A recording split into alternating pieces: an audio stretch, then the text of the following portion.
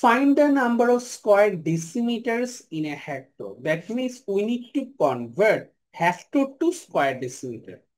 From the definition, we know that 1 hectare equal to 10,000 square meters. So 1 hectare equal to 10,000 square meter. Now we need to convert meter square to decimeter square. So 10,000 multiplied by, instead of meter square, we can write meter into meter. Okay, so 10,000 multiplied by 1 meter represent 10 decimeter. So instead of 1 meter, we will write 10 decimeter. Instead of 1 meter, we will write 10 decimeter.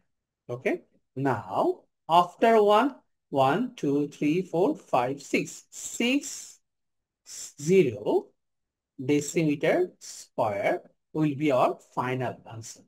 So here, if I want to convert hectares to square decimeter, we can easily convert in that way.